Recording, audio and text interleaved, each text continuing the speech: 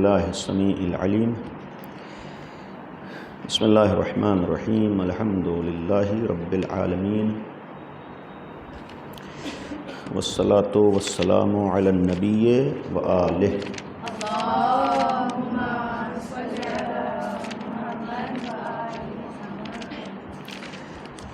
اس سے قبل پہلے جلسے میں کچھ باتیں مقدمتاً بیان ہوئی تھیں اور درمیان میں آپ لوگوں نے بہرحال بہترین دروس سنے ہوں گے۔ آج بھی کچھ ہماری طرف سے مزید باتیں جو اس دن میں نے عرض کیا تھا کہ کربلا کی، چونکہ اصل عنوان تھا کربلا کی خواتین، اس سلسلے میں بعض باتیں ظاہراً کچھ بیان ہوئی ہیں، البتہ ہم کو تفصیلات کا علم نہیں ہے کہ گزشتہ 3 جلسوں میں، لیکن خود کربلا میں جو خواتین نے کردار پیش کیا ہے اس میں 2 طرح کے کردار ہیں۔ ایک کردار وہاں کی خواتین اور عورتوں کا خود ایک ڈائریکٹ عمل ہے، مستقیم، یعنی خود وہ میدان عمل میں رہی ہیں کربلا کی عورتیں اور خواتین، اور عملاً بہت سے کام انہوں نے کیے ہیں، اور بعض کام انہوں نے غیر مستقیم کیے، یعنی خود میدان عمل میں نہیں آئی لیکن تیار کیا ہے، آمادہ کیا ہے۔ یہ گویا ایک آئیڈیل کے طور پر اور نمونہ عمل کے طور پر تھا کہ دونوں طریقے سے ذمہ داریوں کی ادائیگی ہوتی ہے۔ ایک وقت خود انسان کو میدان عمل میں آنا پڑتا ہے، خود انسان کو بعض کام اور بعض ذمہ داریوں کو نبھانا پڑتا ہے، اور بعض چیزوں میں یعنی وہ ذریعہ بنتی ہے، اور خاص کر اس دن میں کہا تھا کہ عورتیں بہت سے معاملات میں مؤثر ہوتی ہیں اور ذریعہ بن سکتی ہیں، بالخصوص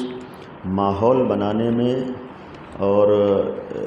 لوگوں کو تیار کرنے میں جو کردار عورتیں ادا کر لیتی ہیں وہ مرد نہیں کر پاتے ہیں۔ اس کا مطلب ہے کہ پھر مرد کے مقابلے میں عورت کی ذمہ داری زیادہ ہے، اور اس دن بھی یہی کہا تھا کہ آج اگر ہم کو ماحول بنانا ہے، اگر سماج کو بنانا ہے، اگر اپنے سماج میں اچھائیوں کو لانا ہے، تو پھر ظاہر سی بات ہے کہ خواتین کو اپنی ذمہ داریوں کی طرف توجہ دینا ہوگی۔ کربلا میں جو خواتین واقعی جنہوں نے کارنامے انجام دیے ہیں اور کردار پیش کیا، ان میں سے شاید آپ نے ایک آدھ کا سنا بھی ہو، اور اس دن بھی ہم نے اشارتاً 2 خواتین کا تذکرہ کیا تھا۔ مثلاً ایک جناب حبیب کی زوجہ ہیں، یعنی گویا کربلا میں جو آج شہداء ہیں اور کربلا میں جو لوگ اتنا بڑا کام کیا ہے اور دین کو بچایا ہے، تو اس میں جو عورتوں کا ایک کردار ہے غیر مستقیم طریقے سے، اس میں سے ہے کہ وہاں لوگوں کو تیار کر کے بھیجنا، ورنہ ہم تاریخی اعتبار سے دیکھیں کہ ایک کربلا ہے، اور اس سے تھوڑا پہلے جناب مسلم کا کوفے کا واقعہ ہے۔ جناب مسلم کوفے میں اکیلے رہ جاتے ہیں، کوئی نہیں، کربلا میں 72 لوگ امام حسین کے ساتھ ہیں۔ ایک فرق دونوں جگہ ہے، کوفے کی تاریخ دیکھیں، کوفے میں تقریباً 18,000 لوگوں نے جناب مسلم کے ہاتھ پر بیعت کی، پھر بھی اکیلے پڑ گئے، یعنی آخر تک کوئی نہیں ساتھ رہا ہے۔ اور کربلا میں کچھ لوگ ہیں، امام حسین بھیجتے رہے، تب بھی لوگ جانے پہ تیار نہیں ہوئے۔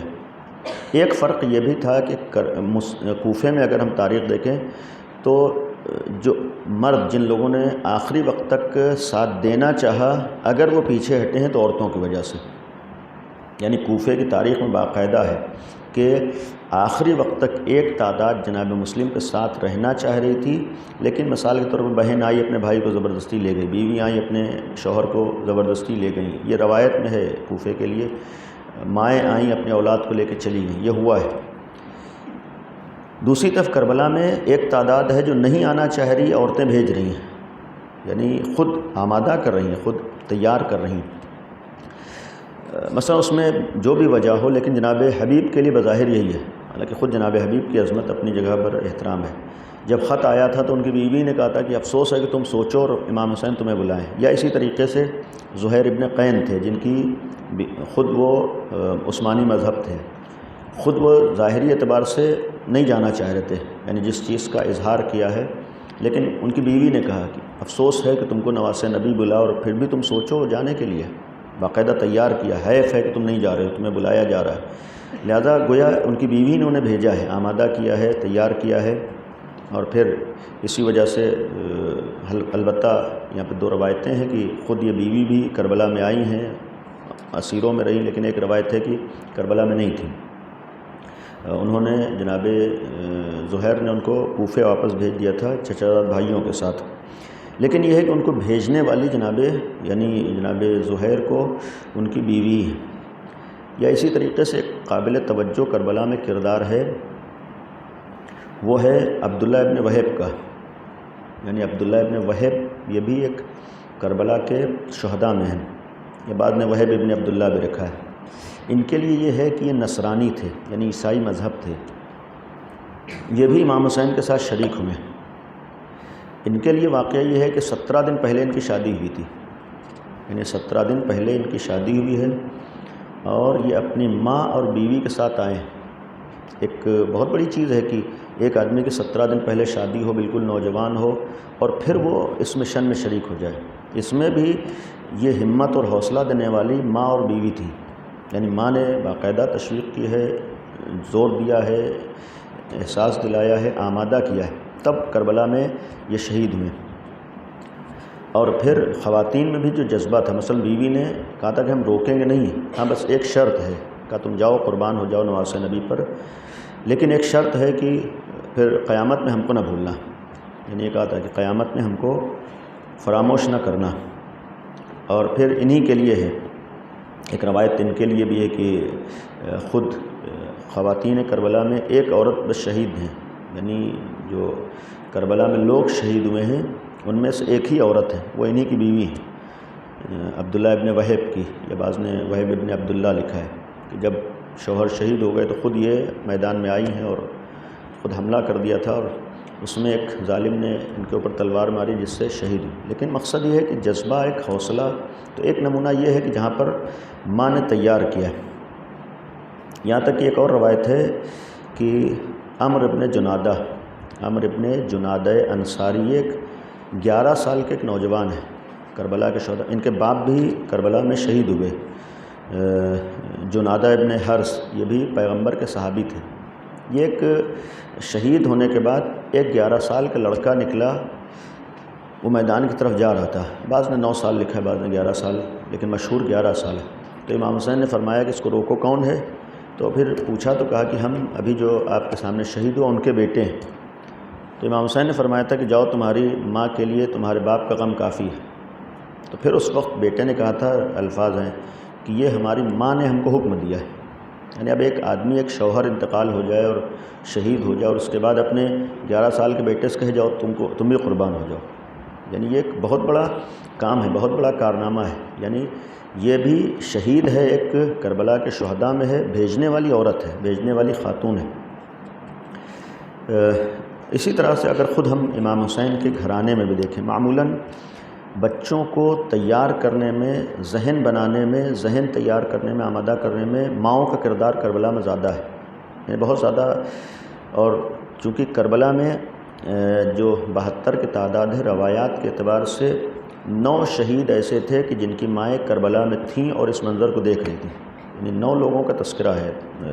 کہ جن کی مائیں موجود تھیں، اور گویا ماؤں نے انہیں بھیجا ہے، تیار کیا ہے۔ مثلاً جو ہمارے ہاں جناب علی اکبر ہیں، ان کی ماں بھی مشہور یہی ہے کہ جناب لیلہ یا ام لیلہ کہتے ہیں، کربلا میں تھیں، بعض روایتوں میں یہ کہ نہیں تھیں۔ یا جیسے جناب علی اصغر ہیں، جناب رباب ان کی ماں ہے، یا عبداللہ کلبی جن کا ہے کہ وہ بھی ماں ان کی موجود تھی، عمرو ابن جنادہ یا محمد ابن ابی سعید، یہ عبداللہ ابن مسلم، جناب مسلم کے بیٹے، ان کی ماں بھی کربلا میں تھیں، جناب رقیہ یعنی امام علی کی جو بیٹی تھیں، یا امام حسن کے 2 بیٹے، دونوں کی مائیں، یعنی ایک تو جناب ام فروہ جن کے لیے روایتوں میں رملہ بھی کہا گیا ہے، یعنی وہ تھیں، ماں بھی موجود تھے، اور دوسرے ایک بیٹے امام حسن کے عبداللہ بھی، ان کی بھی ماں کربلا میں تھیں، بجلیہ کہا گیا ہے، بنت شلیل۔ تو مقصد یہ ہے کہ یہ یا جناب زینب کے لیے جناب اون محمد، تو گویا 9 مائیں، 1-2 نہیں ہیں، 9 مائیں ہیں، اور یہ ساری تیار کریں۔ ان ساری چیزوں کا مقصد یہ ہے کہ عورتیں چاہیں تو ایک تحریک اور ایک مشن کو آگے بڑھا سکتی ہیں، اور عورتیں چاہیں اسی مشن اور تحریک کو ختم کر سکتی ہیں، یعنی بظاہر کرتا مرد ہے، لیکن اس مرد کو آمادہ کرنے والا، ذہن تیار کرنے والا یہ عورت ہوتی ہے۔ اور زیادہ تر اگر کوئی بھی مرد اپنے مشن میں کامیاب ہوا ہے تو گھر کے ذریعے سے کامیاب ہوتا ہے، یعنی گھریلو ماحول کے ذریعے سے، گھریلو تربیت کے ذریعے سے، گھریلو شریک کے ذریعے سے، گھریلو ساتھی کے ذریعے سے، ورنہ اگر نہ ہو تو نہیں ہو سکتا ہے۔ تو اس سے ہماری ذمہ داریوں میں احساس سے ہونا چاہیے کہ معمولی ذمہ داری نہیں ہے، اور پھر یہ بھی مرد کے مقابلے میں ایک طرح کی فضیلت اللہ نے عورتوں کو عطا کی ہے کہ مرد کو وہاں تک پہنچانے والی عورت ہوتی ہے۔ اسی لیے امام خمینی کا ایک جملہ تھا کہ مرد جو ہے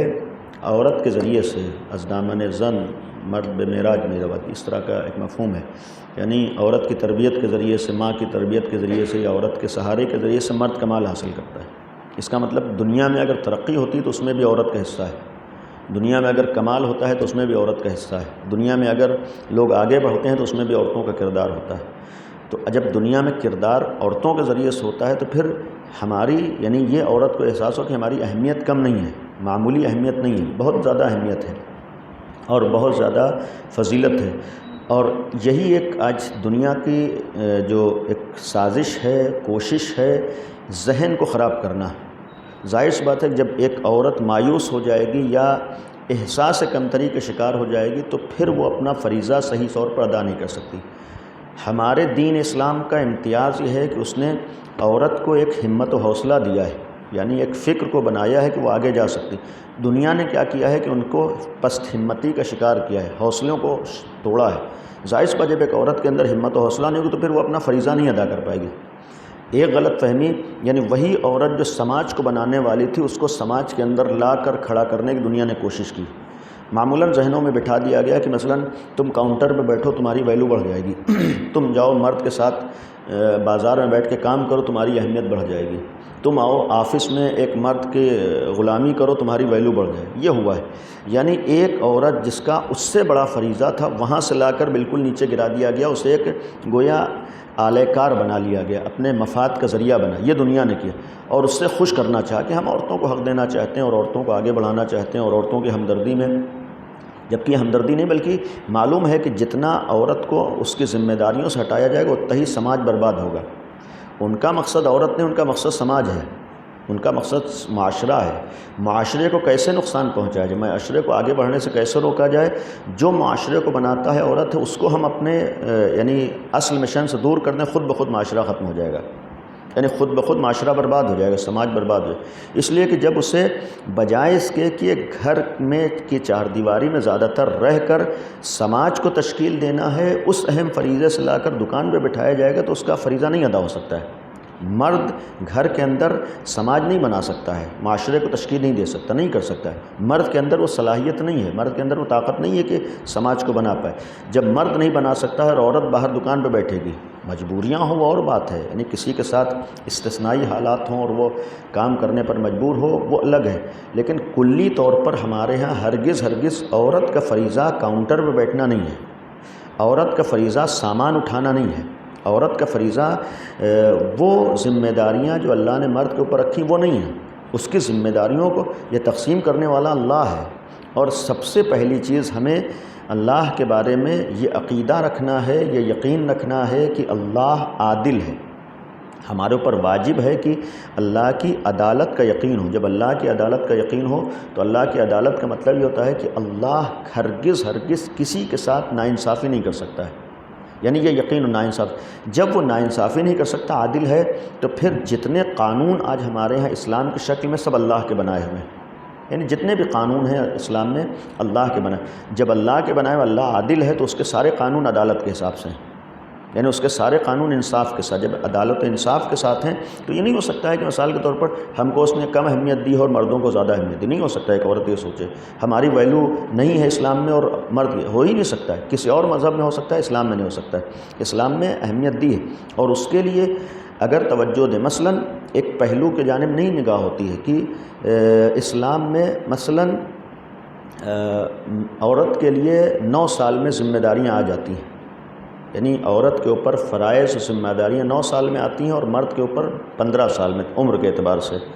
6 سال کا فرق ہے۔ یہ بھی ایک غلط فکر بعض لوگوں کے ذہنوں میں آتی ہے کہ اتنی جلدی جو ہے ذمہ داریاں اللہ نے عائد کر دی۔ دوسرا رخ لوگ نہیں سوچتے ہیں کہ یہ ایک اہمیت کی دلیل ہے۔ فرائض و ذمہ داریوں کا مطلب ہوتا ہے کہ اللہ مخاطب بنا رہا ہے، یعنی مرد کے مقابلے میں اللہ کی نظر میں عورت 6 سال پہلے اس لائق ہو جاتی ہے کہ اللہ اس کو مخاطب بنائے۔ یہ بہت بڑی چیز ہے، یعنی یہ پہلو ایک اہمیت کی دلیل ہے۔ اس کا مطلب اس کے اندر اللہ کے مخاطب بننے کی صلاحیت مرد کے مقابلے میں پہلے آتی ہے، زیادہ ہے۔ اگر پہلے نہ آتی تو اللہ پہلے کیوں حکم دیتا؟ تو یہ ایک چیز ہے، یہ گویا اہمیت کو، اور پھر ظاہر سی بات ہے اس عمر سے اور اس سن سے ذمہ داریوں کا جب احساس ہوگا تو پھر وہ آگے بڑھ سکے گی۔ لہذا آج کربلا کا ایک پہلو ہم لوگوں کے لیے اس حوالے سے، اور پھر دوسری چیز کربلا کے سلسلے میں اس دن میں ہم نے کہا تھا کہ ہمارے یہاں ہم لوگوں کو ذمہ داریوں میں سب سے پہلے یہ طے کرنا ہے کہ اہم اور مہم کیا ہے۔ یہ توجہ دیجیے گا، اہم اور مہم کیا ہے۔ آج ہمارے ہاں شیعوں میں بالخصوص ایک پریشانی اور مصیبت یہ آئی ہے کہ ہم لوگ یہ نہیں طے کر پاتے ہیں کہ زیادہ اہمیت کس کی ہے اور کم اہمیت کس کی ہے۔ اس لیے کہ شریعت میں ایک ٹائم میں اگر 2 چیزیں ہوتی ہیں تو جس چیز کی اہمیت زیادہ ہوتی ہے وہ ہمارا فریضہ ہوتا ہے، بقیہ فریضہ نہیں ہوتا ہے، یعنی اس کو ہمیں چھوڑنا ہوتا ہے۔ اور یہی انسان یہیں سے غلط فہمی ہوتی ہے۔ آدمی مثلا دوسری چیز اس کو بھی تو ویلو ہے، نہیں، اس کے لیے ویلو کی بات نہیں، اس وقت دوسرا ہمارا کام ہے، دوسرا فریضہ ہے۔ مثال کے طور پر کربلا میں آپ لوگوں نے سنا ہے کہ جناب زینب نے آ کر امام سجاد سے پوچھا تھا کہ ہم لوگ جل کے مر جائیں یا باہر نکلیں، تو امام سجاد نے فرمایا تھا کہ آپ کے لیے جان بچانا واجب ہے، یعنی امام سجاد نے فرمایا کہ جان بچانا واجب ہے۔ اور ابھی تھوڑی دیر پہلے امام حسین آواز دے رہے ہیں حل من ناصر، اس کا مطلب کیا ہے؟ جان دینا واجب ہے، یعنی جان دینا واجب ہے۔ یہاں کیا ہے؟ جان بچانا واجب ہے۔ ایک ہی جگہ ہے، ایک ہی ٹائم ہے، ایک ہی وقت ہے، کربلا ہی ہے، وہی دن ہے، عاشور کا وقت ہے، عصر کا وقت آ رہا ہے، اور امام حسین کے وقت میں جان دینا واجب ہے اور یہاں جان بچانا واجب۔ یہ کیسے فرق ہو گیا؟ یعنی وہاں ہر ایک کے اوپر واجب ہے کہ جان دے، یہاں ہر ایک کے اوپر واجب ہے جان بچائے۔ تو اب اگر ہم دیکھیں تو امام حسین نے جان دی ہے تو ہم یہاں کہیں کہ پھر جناب زینب کو بھی جان دے دینا چاہیے، جناب ام کلثوم کو بھی جان دے دینا چاہیے تھی، امام سجاد کو بھی جان، جبکہ یہاں کیا ہے کہ نہیں، جان بچا رہے ہیں، سب کی جان بچایا ہے، اور یہاں تک کہ پردہ بھی نہیں ہے اس کے بعد جان بچایا ہے۔ تو سوال یہ ہے کہ حکم کیا بدل گیا ہے؟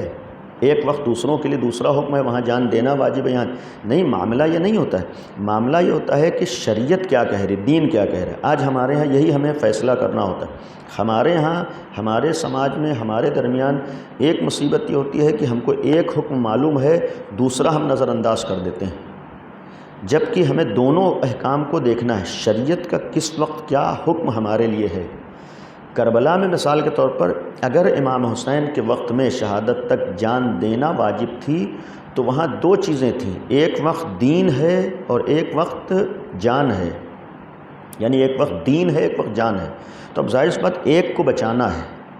ایک کی حفاظت کرنا ہے۔ جب ایک کو بچانا ہے تو اب یہ دیکھنا ہوگا ویلو کس کی زیادہ ہے، اہمیت کس کی زیادہ ہے۔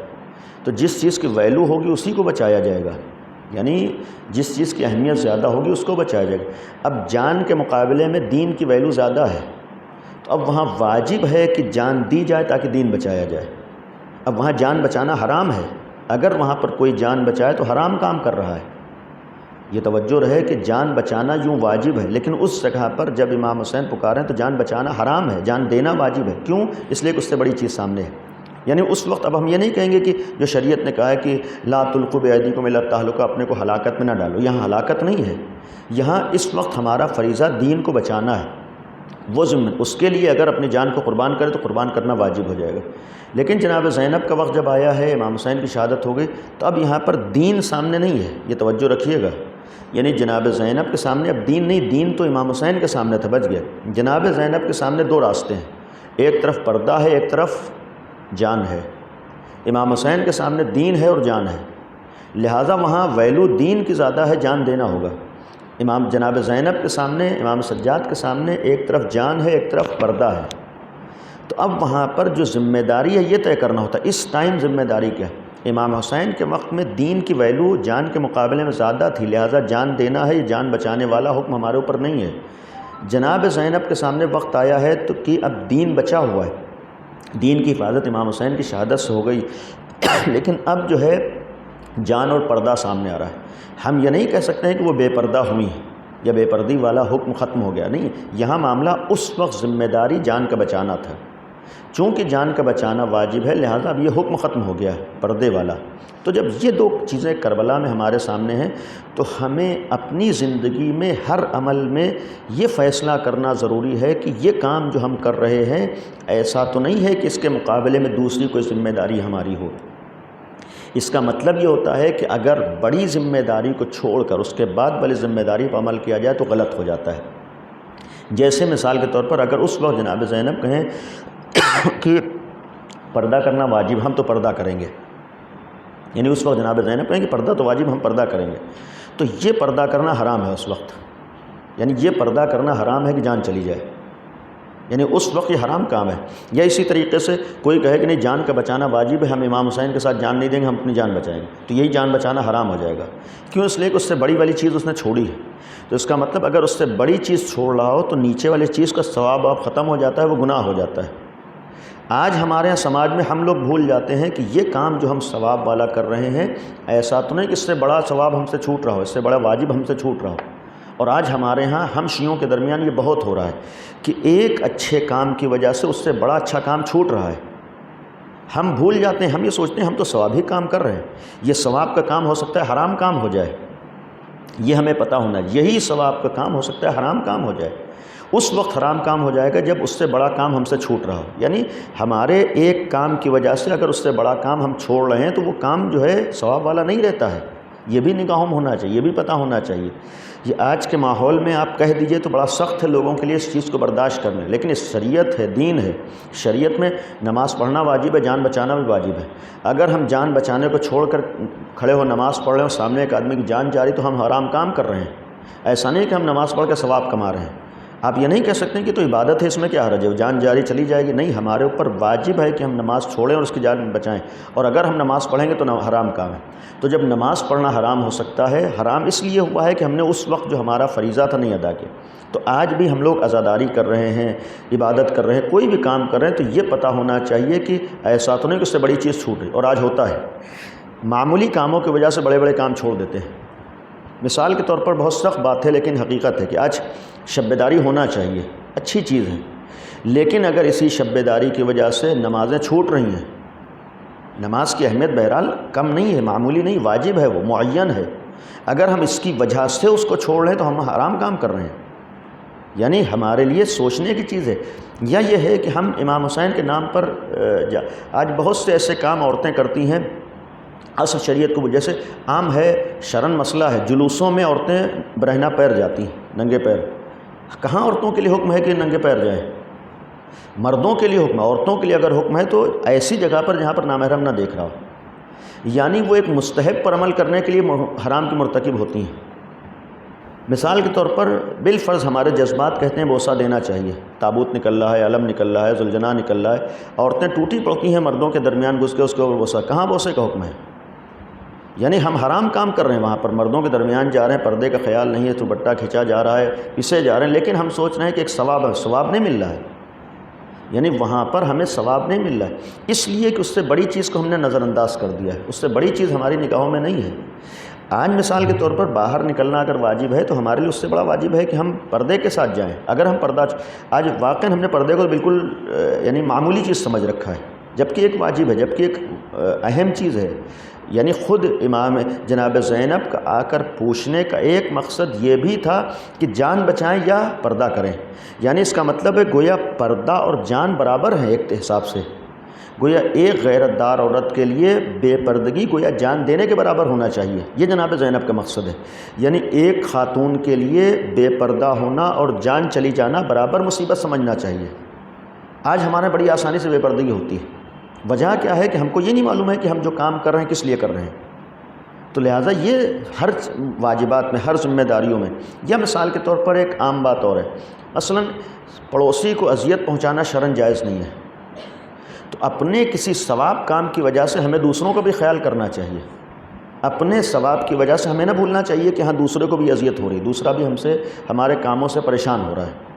تو یہ ایک معاملہ آتا ہے کہ ٹکراؤ کے وقت، دو کاموں کے وقت، اور یہ اس وقت ہو سکتا ہے جب ہم کو دین معلوم ہو، شریعت معلوم ہو۔ تو پہلا چیز ہے کہ اس میں دین و شریعت میں بھی ہمیں نبھانا ہے اور انجام دینا ہے۔ ایک اور چیز اسی ضمن میں، معمولاً ہمارے ہاں جو ایام اضحی کا سلسلہ ہے، بہت سی عورتیں اس وقت جلوسوں میں جاتی ہیں، جانا چاہیے، اس لیے کہ جلوسوں کی شان بہرحال عورتوں سے بڑھتی ہے، لیکن جلوسوں میں دو طرح کے لوگ آتے ہیں، ایک تعداد تماشا دیکھنے آتی ہے، ایک آتی ہے اس عزاداری کا حصہ بننے کے لیے۔ شیعوں کی ذمہ داری یہ ہے، شیعہ خواتین کی، وہاں عزاداری کا حصہ بن کر آئیں، نہ کہ تماشا دیکھنے والی بن کر آئیں۔ کبھی کبھی بعض جگہوں پر یہ فرق نہیں ہو پاتا ہے کون عورت تماشا دیکھنے کے لیے آئی ہے اور کون عورت اس عزاداری میں عزاداری کرنے آئی ہے، تو یہ ہمیں احساس ہونا چاہیے، ہمیں توجہ دلانا چاہیے، بھائی ہم لوگ تماشبین نہیں بن کے جاتے ہیں، ہم لوگ تماشا دیکھنے نہیں جا رہے ہیں، ہم لوگ امام حسین کا غم منانے جا رہے ہیں، تو جب امام حسین کا غم بنانے جا رہے ہیں تو عزادار بن کے جائیں، نہ یہ کہ تماشا دیکھنے والے بن کر جائیں۔ اور اسی لیے مصیبتیں ہوتی ہیں کہ بہت سے یعنی وہاں پر ہا ہا ہو بھی ہو رہا ہے اور مذاق بھی ہو رہا ہے اور ساری چیزیں ہو رہی ہیں، اور پھر بعض چیزیں آج ہمارے ہاں چاہے 1% ہو ہے لیکن غلط ہے۔ وہ کیا ہے کہ آج انجمنوں میں، گھروں میں شب بیداریاں ہو رہی ہیں، ہم امام حسین کے لیے شب بیداری کریں، ہم جناب سیدہ کے لیے شب بیداری کریں، لیکن وہیں پر جب مرد ماتم کر رہے ہیں تو پھر عورتیں لڑکیاں کھڑی ہوئی دیکھ رہی ہیں۔ بھائی ہم کیوں اس چیز کو، ایک مقدس عمل کو اور عبادت کو اتنا زیادہ عام بنا دیں کہ ہر ایک اس میں اپنا شوق پورے کر رہا ہو؟ شرعاً ہر انسان ذمہ دار ہے اور ہمیں اس چیز کی طرف اپنے سماج میں توجہ دلانی چاہیے۔ بھائی ایک عبادت کر رہے ہیں، ہم یہ عقیدہ رکھتے ہیں کہ جہاں مجلس ہوتی جناب سیدہ آتی ہیں، جب جناب سیدہ آتی ہیں تو کیا ہم لوگوں کو اپنے عمل سے اس بات کا خیال ہوتا ہے کہ جناب سیدہ موجود ہیں؟ ہم بڑے دعوے سے پڑھتے ہیں اور کہتے ہیں اور یقین رکھتے ہیں، عقیدہ رکھتے ہیں کہ جناب سیدہ مجلسوں میں آتی ہیں، لیکن کوئی کام ایسا نہیں کرتے ہیں جس کو دیکھ کر جناب سیدہ خوش ہو جائیں۔ بھئی اگر جناب سیدہ ہیں، آ رہی ہیں، بلا رہے ہیں، تو پھر ان کا بھی تو خیال ہونا چاہیے، پھر وہ کام کریں، پھر نامحرم کو کوئی نہیں دیکھے گا۔ پھر اس طریقے کے جو حرام کام بعض جگہوں پر بعض چاہے ایک ہی آدمی کرتا ہے، کیوں کرتا ہے؟ اس لیے کہ خالی زبان پہ ہے، معاملہ یہی پڑتا ہے کہ ہم نے خود نہیں سمجھا ہے کہ ہمارا فریضہ کیا ہے۔ تو ایک چیز یہ ہوئی۔ دوسری چیز، عورتوں کے لیے مثلا شریعت میں جہاد واجب نہیں ہے، یعنی عورتوں کے اوپر جہاد واجب نہیں ہے، اس کے مقابلے میں مردوں پر جہاد واجب ہے۔ یہی وجہ ہے کہ کربلا میں، ورنہ جناب زینب سب سے پہلے آگے بڑھتی، یعنی دوسرے مرد تو بعد میں جاتے، جناب زینب پہلے جاتی۔ اس کا ایک مفہوم یہ بھی ہے کہ کربلا میں ایک نمونہ ہمارے سامنے آیا کہ ضروری نہیں ہے کہ جو ذمہ داریاں مردوں کی ہوں وہی ہماری ہوں، اس لیے جناب زینب نے جہاد کیا ہے، لیکن جہاد میں فرق ہے، یعنی ذمہ داری میں فرق نہیں ہوتا ہے، بظاہر عمل میں فرق ہے۔ فرق کیا ہے؟ وہاں مردوں کی ذمہ داری ہے کہ جان دے کر جہاد کریں، عورتوں کی ذمہ داری ہے کہ جن لوگوں نے جان دی ہے ان کے پیغام کو پہنچائیں۔ یعنی ہم ایک اعتبار سوچیں کہ گویا وہاں مردوں کو موقع مل گیا جان دینے کو، نہیں، اس سے بڑا کام عورتوں نے کیا ہے، یہ بھی جہاد ہے، یہ بھی قربانی، یہ بھی ایک عمل ہے۔ وہ عمل کیا ہے؟ اور یہ بہت بڑا کام ہے۔ کربلا کی خواتین کا جو ایک اہم کام ہے، بالخصوص میں سرفیری جناب زینب ہے، بہت بڑی قربانی دی۔ جناب زینب کی سب سے بڑی قربانی یہ ہے کہ ایسے ماحول اور ایسے حالات میں اپنے اوپر قابو رکھ کر امام حسین کے پیغام کو پہنچا دیا۔ یعنی آپ لوگ اپنے طور پر سوچئے کہ اگر ہمارے گھر میں کوئی ایک حادثہ ہوتا ہے تو کیفیت کیا ہوتی ہے، یعنی ایک واقعہ ہو جائے تو عالم کیا ہوتا ہے، یعنی آدمی، خاص کر عورت، اپنے کو سنبھال نہیں پاتی، تو جب ایک حادثے میں نہیں سنبھال پاتی ہے جہاں پر سب گھر کے چلے گئے ہیں، اس وقت ظاہری حساب سے جناب زینب کو رونا چاہیے،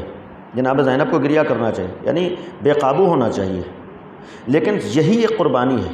کہ اپنے اوپر قابو رکھ کر اپنی ذمہ داریوں کو ادا کیا ہے۔ تو اس کا مطلب ہے کہ بے قابو ہو جانا یہ کربلا نے نہیں سکھایا ہے،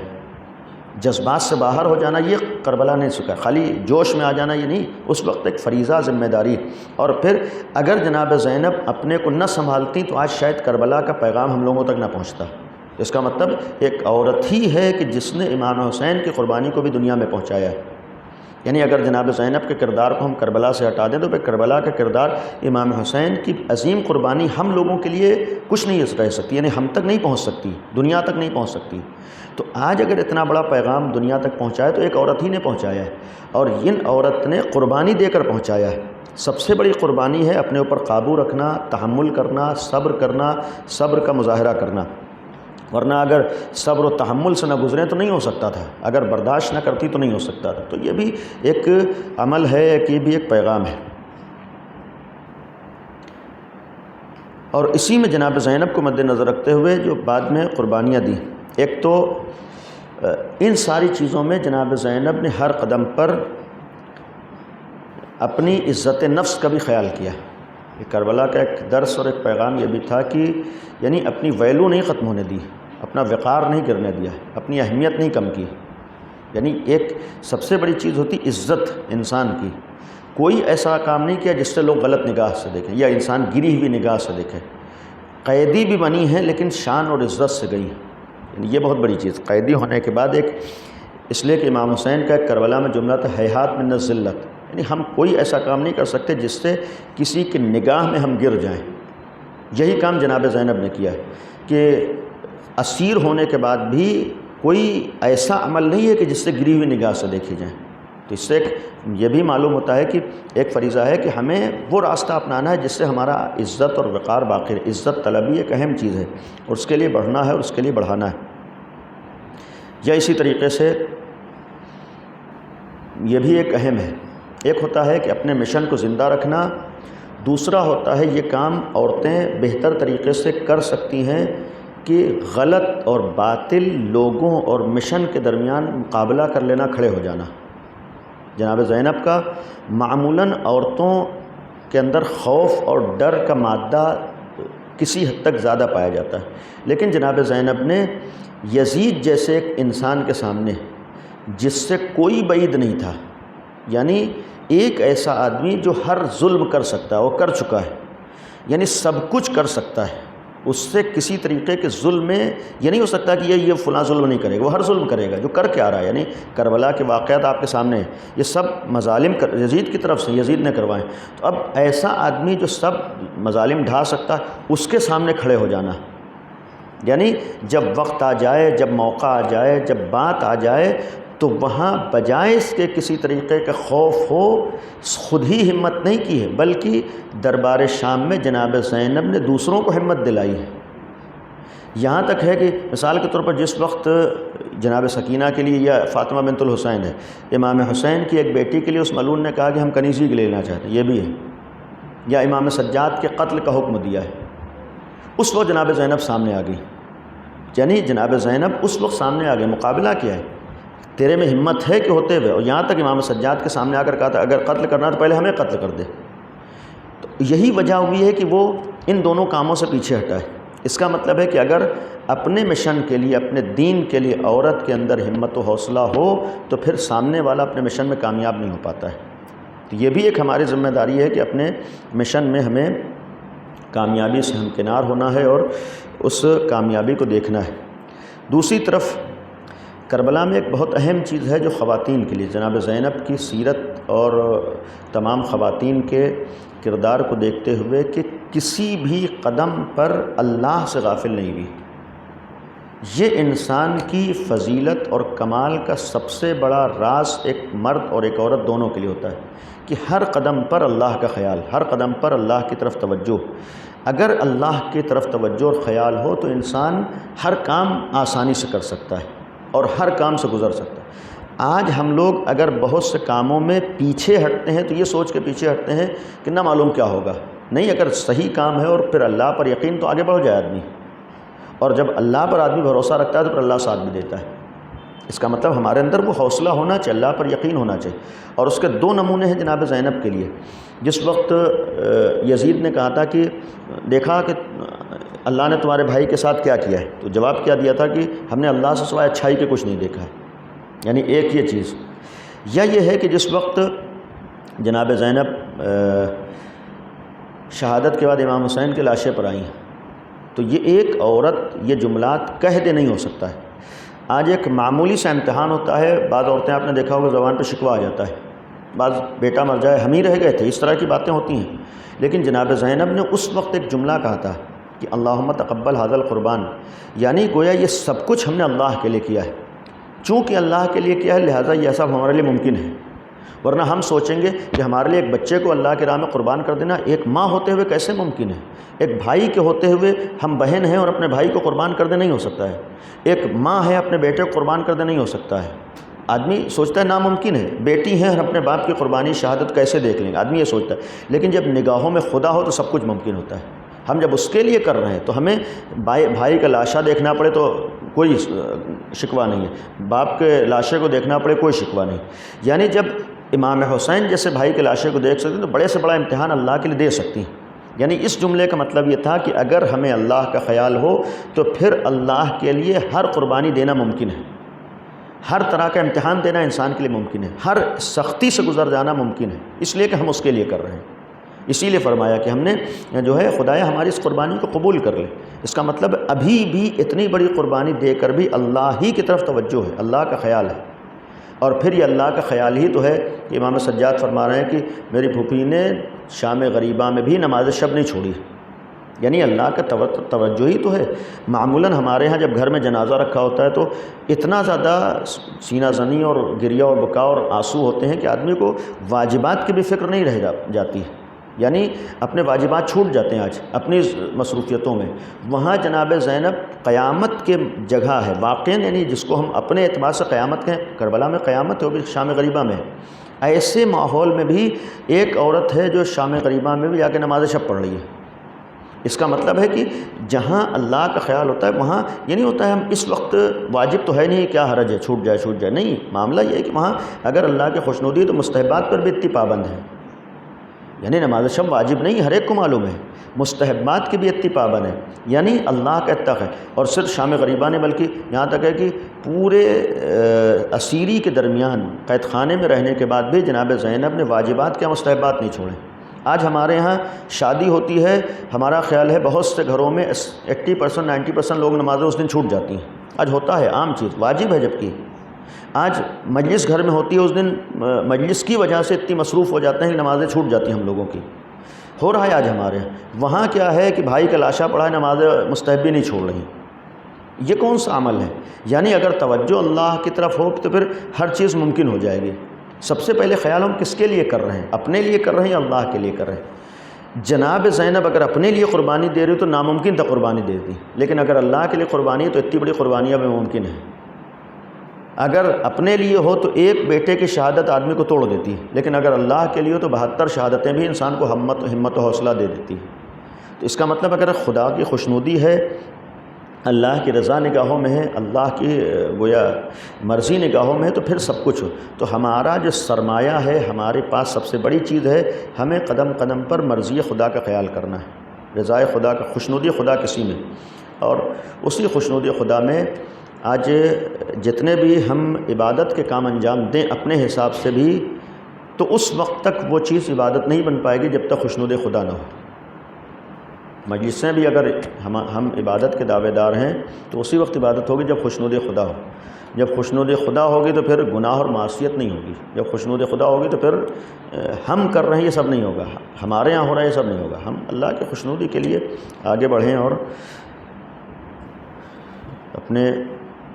فرائض کو انجام دیں۔ بقیہ چیزیں بہت ہیں، اس میں ایک چیز بس